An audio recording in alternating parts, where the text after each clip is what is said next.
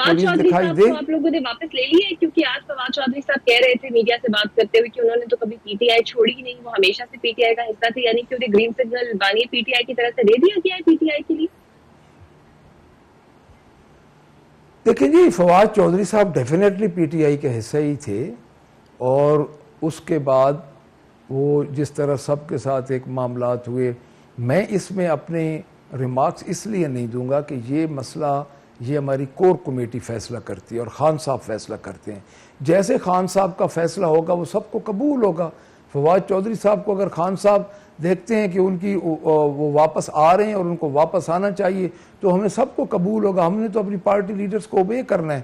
تو اس لیے میرا اس میں کوئی نہ ہی میرے علم میں ہے اور نہ ہی میں کوئی ان ٹچ ہوں اس معاملہ, چونکہ وہ کور کمیٹی کا اور چیئرمین صاحب کا فیصلہ ہوتا ہے. اچھا, تو آپ سمجھتے ہیں کہ اگر اسی طرح محاذرہ جاری رہی تو یہ سیاست کسی بند گلی میں ہی جائے گی پی ٹی آئی کے لیے, کیونکہ مشکلات نہ آپ کے لیے کم ہو رہی ہیں, نہ آپ لوگ اپنے اسٹینڈ سے پیچھے ہٹ رہے ہیں, مذاکرات کی بات تو کرتے ہیں لیکن مذاکرات کی میز پر نہیں آتے, اور مولانا کے ساتھ آپ کے تعلقات کہاں تک پہنچے ہیں؟ دیکھیں جی, سب سے پہلے تو بند گلی ہمارے لیے تو ہے نہیں. ہمارے اوپر تو جو الزام لگے ہیں اور اس الزام کو ہم فیس کر رہے ہیں 9 مئی والے, اور ہمارا ایک ہی مطالبہ ہے کہ 9 مئی کے حوالے سے جوڈیشل کمیشن بنایا جائے اور اس کا فیئر اور شفاف اور ٹرانسپیرنٹ طریقے کے ساتھ اس کی انکوائری کروائی جائے.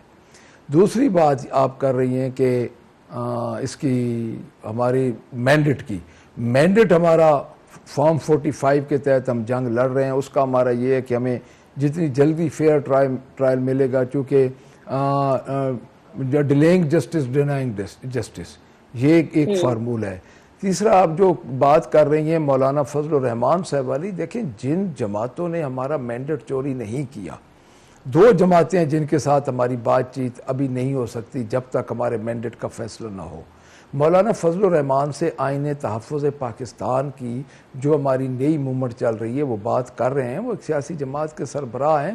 تلخیاں جماعتوں میں ہوتی ہیں لیکن وہ ہماری سینئر لیڈرشپ بات کر رہی ہے, وہ جلدی وہ کسی نہ کسی کنارے پہنچ جائے گی. سیاسی جماعتوں میں بات چیت ہوتی رہتی ہے, دروازے کھلے رہتے ہیں, لیکن ان جماعتوں سے کیونکہ یہ بے اختیار ہیں, یہ مسلط کی گئی جماعتیں ہیں.